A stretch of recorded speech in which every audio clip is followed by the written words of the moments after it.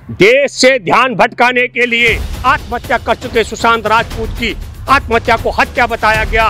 बिहार का चुनाव है, ध्यान भटकाने के लिए षड्यंत्र किया जा रहा है। आप सब लोग समझ लीजिएगा। अब रिया चक्रवर्ती का मामला किनारे चला गया, सुशांत की आत्महत्या की पोल खोल हो चुकी है। हमारे देश में 14 जून को एक कलाकार सुशांत सिंह राजपूत ने आत्महत्या की दिन में, और प्रधानमंत्री ने 2 घंटे के अंदर ट्वीट करके अफसोस और दुख व्यक्त कर दिया था। उसी दिन भारतीय जनता पार्टी का वरिष्ठ नेता सुब्रमण्यम स्वामी भारत के प्रधानमंत्री नरेंद्र मोदी को सुशांत की आत्महत्या के मामले की जांच के लिए, सीबीआई की जांच की मांग के लिए पत्र लिखता है और कहता है सब लोगों को उसके लिए पत्र लिखना चाहिए। इन्होंने देश को बर्बाद कर दिया है। सुशांत सिंह राजपूत की आत्महत्या की जांच का मामला आपको मालूम होना चाहिए कि एम्स के लोग 21 अगस्त से कर रहे थे और 43 दिन बाद रिपोर्ट दी। कब दी रिपोर्ट कि उसने आत्महत्या की? रविंद्र जी, जब हाथरस की बेटी का मामला उठ गया, इसका मतलब है कि सुशांत सिंह की राजपूत का आत्महत्या का पर्दा एम्स ने 43 दिन लगते। ऑल इंडिया इंस्टीट्यूट मेडिकल भी मिला हुआ है। ऑल इंडिया इंस्टीट्यूट मेडिकल ने भी बेईमानी की है। 43 दिन लग गए उसको ये बताने में कि सुशांत सिंह राजपूत ने आत्महत्या की थी, उसकी हत्या नहीं हुई। और फिर उसके बाद में 28 दिन हो जाते हैं पूरे जेल जाने से लेकर के, हर रिया चक्रवर्ती की भी जमानत होती है। तो मैं ये जानना चाहता हूं, देशवासियों आपको बताना चाहता हूं, नरेंद्र मोदी की सरकार ने कह दिया मैं भले, अब ये सारा का सारा खेल आपको समझना पड़ेगा। गलवान घाटी में 15 जून को हमारे देश के निहत्थे 20 जवानों की हत्या करवाकर पीट पीट कर मरवा डाला, और चीन ने आज भी कब्जा करके रखा हुआ है। एक बात, हमारे देश के कोरोना के नाम पर 14 करोड़ लोगों की नौकरी चली गई, उससे ध्यान भटकाने का षड्यंत्र। दूसरी बात, हमारे देश के किसान, व्यापारी, उद्यमी और बेरोजगारों की आत्महत्या का सिलसिला नहीं रुक रहा है, इससे ध्यान भटकाने का षड्यंत्र। हमारे देश की विकास दर -50 में चली गई, इससे ध्यान भटकाने का षड्यंत्र। हमारे देश में दुनिया का सबसे झूठा इंसान प्रधानमंत्री की कुर्सी पर बैठा हुआ है, इससे ध्यान भटकाने का षड्यंत्र। हमारे देश की रुपए की कीमत गिर गई, इससे ध्यान भटकाने का षड्यंत्र। हमारे देश में 20 रुपए लीटर का पेट्रोल 80 रुपए किलो लीटर बेचा जा रहा है, इससे ध्यान भटकाने का षड्यंत्र।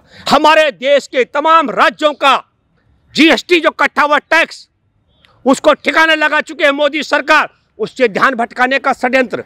कोरोना के नाम पर जो पीएम केयर बना, उसमें अरबों रुपए आया, अरबों अरब रुपए, उसको ठिकाने लगाने के षड्यंत्र से ध्यान हटाने का षड्यंत्र। लाल किला बेच दिया, वो पैसा कहाँ गया, इससे ध्यान भटकाने का षड्यंत्र। हमारे देश में सब्सिडी बंद कर दी गई, उस अरबों रुपए के ठिकाने लगा दिया, उससे ध्यान भटकाने का षड्यंत्र। हमारे देश की रेल बेची जा रही है, बैंक बेचे जा रहे हैं, हमारे देश के एयरपोर्ट बेचे जा रहे हैं, बंदरगाह बेचा जा रहा है, देश की नदियां बेची जा रही हैं। इन सब से ध्यान भटकाने का षड्यंत्र था। आत्महत्या कर चुके सुशांत राजपूत के मामले को हत्या, और हत्या से लेकर 15 करोड़ रुपए की हेरा फेरी से लेकर के हर ड्रग्स तक पहुंचा डाला। यही नहीं, उस पे फिल्म इंडस्ट्री की और मैं कुछ नायिकाओं के मैं नाम का जिक्र नहीं करूंगा, उन भली लड़कियों को भी बदनाम करने का षड्यंत्र किया गया। और फिर उसके बाद एम्स ने कहा अब हम पोल खोल करने वाले हैं। 43 दिन हो ज़्यादा हो गए, 40 दिन हो गए, हमारे बस की बात नहीं है, हम बताने वाले कि सुशांत ने आत्महत्या की थी। और मैं आपके माध्यम से एक बात और कहना चाहता हूं, बिहार का चुनाव है, ध्यान भटकाने के लिए षड्यंत्र किया जा रहा है।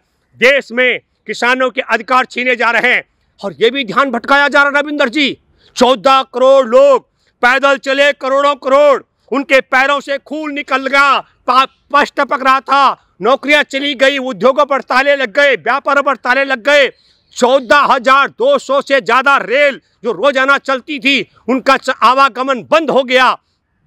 और यही नहीं, हजारों हजार जो मजदूर चलते चलते भूख से मर गए, गाड़ियों से कुचल के मर गए, रेल से कट के मर गए, और गर्भवती महिलाओं ने चलते चलते जो बच्चे जने, उन सब से ध्यान भटकाने के लिए हाथरस में छोटे 3 बीघा जमीन के किसान को, वाल्मीकि परिवार की बेटी को उसकी रीढ़ की हड्डी तुड़वाई गई, उसकी जुबान कटवाई गई, गैंग रेप करवाया गया, जानबूझ के उसका इलाज नहीं किया गया, उसकी एफआईआर टाइम पर दर्ज नहीं की गई, उसके गैंग रेप के सैंपलों की जांच समय पर नहीं की गई, और जब उसकी डेथ हो गई, जवाहरलाल नेहरू मेडिकल कॉलेज अपना अलीगढ़ ने उसको एम्स में भेजा था, उसको सफदरजंग हॉस्पिटल में भर्ती करा करके मरवाया, और फिर उसके शव को डीजल और पेट्रोल डाल के ठिकाने लगाया। और मैं आपको बताना चाहता हूं रविंद्र, आप सब लोग समझ लीजिएगा, अब रिया चक्रवर्ती का मामला किनारे चला गया, सुशांत की आत्महत्या की पोल खोल हो चुकी है, 15 करोड़ में 15 रुपए का हेरा फेरी नहीं हुई थी।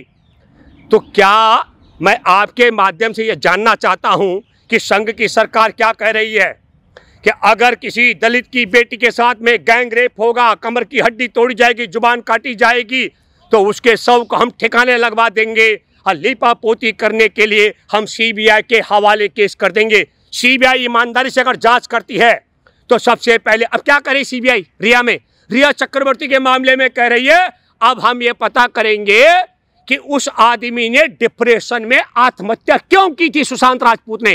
अरे मूर्ख और नालायकों, तुम जिस तरीके से शोध कर रहे हो, दुख अफसोस होता है।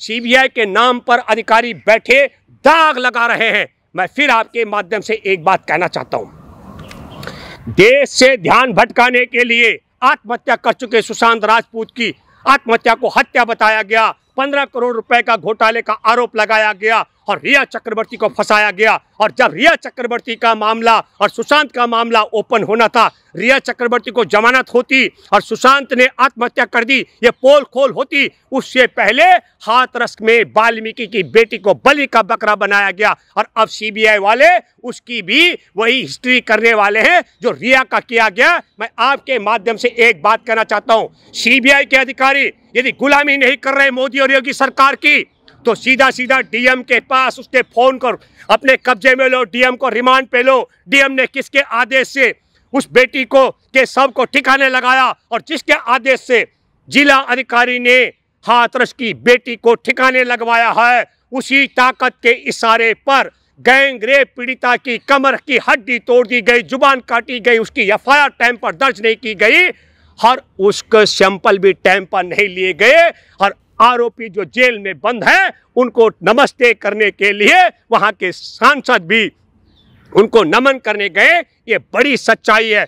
संघ परिवार के इशारे पर हाथरस की बेटी के साथ गैंग रेप हुआ, कमर की हड्डी तोड़ी गई, जुबान काटी गई, उसको जानबूझ करके उपचार टाइम पर नहीं दिया गया, सैंपल की जांच टाइम पर नहीं की गई और उसके शव को उसके परिवार को सौंपने की बजाय पेट्रोल और डीजल से ठिकाने लगाया गया। और अब पूरा माल दिमाग से पूरे मसले को भटकाने के लिए सीबीआई की जांच की बात की जा रही है। अरे बहुत जज है ईमानदार देश के, किसी भी ईमानदार जज जस्टिस मदन लोकुर बी, जिन्होंने 2018 में दिसंबर में फैसला दिया था कि पीड़िता के नाम को उजागर नहीं किया करना चाहिए।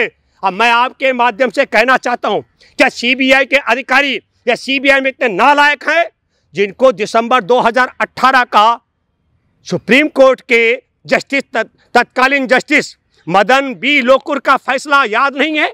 उनका आदेश था पीड़िता के नाम को उजागर नहीं किया जाना चाहिए।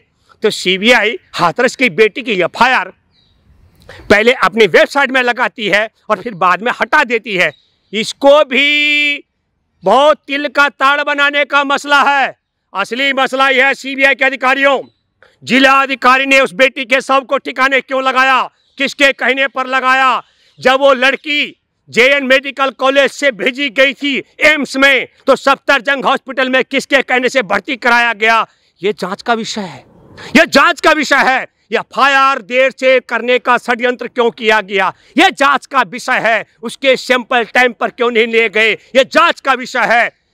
कि जब डीएम उस परिवार को धमकाने क्यों पहुंचा, डीएम ने कैसे बोला कि गैंग रेप से मरी, कमर टूट गई, जुबान टूट गई, सब ठिकाने लग गया, कोई बात नहीं है, तुमको 25 लाख तो मिल गया।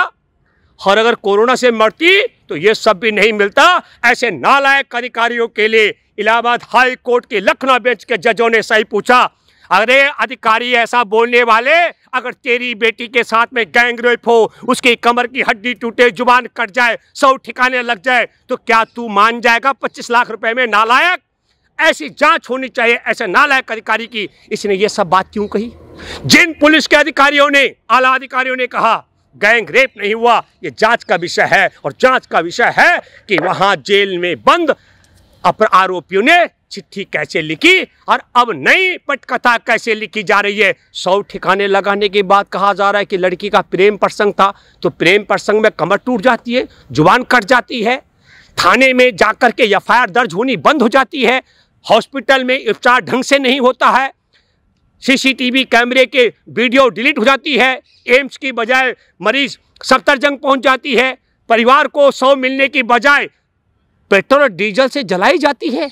और एक लास्ट बात मैं कहना चाहता हूं, आप कह रहे हैं कि विदेशी 100 करोड़ रुपए का मामला है, तो क्या वो योगी आदित्यनाथ और मोदी ने खाया क्या, ताकि बेटी का 100 ठिकाने लगाने का काम? देशद्रोही है वो जिन्होंने बेटी का 100 ठिकाने लगाया, वो धर्म के द्रोही हैं जिन्होंने देर रात को बेटी को जलाया, वो अधर्मी और पापी हैं जिन्होंने उसके 100 को ठिकाने के लगाने के बाद कहा कि ये तो ऑनर किलिंग का मामला है। ये नालायकों, ये समझ लो तुम लोग, तुम जो आरोप लगा रहे हो, और सीबीआई के अधिकारी, जांच अधिकारी से मैं कहना चाहता हूं, वो जिंदी थी बेटी, उसे जब थाने लेकर गए थे, उसकी माँ और उसका भाई जिन पर आरोप लगाया जा रहा है, वो हॉस्पिटल जाते रहे।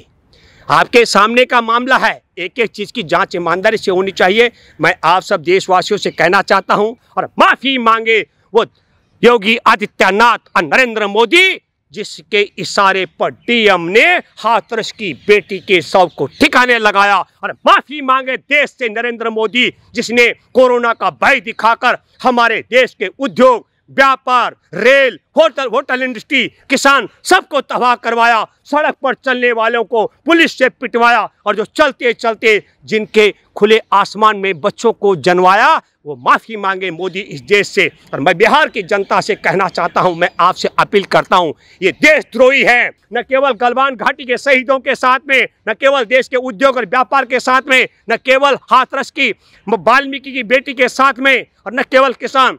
इन्होंने देश को बर्बाद कर दिया है, और इनको बर्बाद करने वालों को सबक सिखाने का काम हमारे बिहार के लोग करेंगे। इसी उम्मीद के साथ धन्यवाद।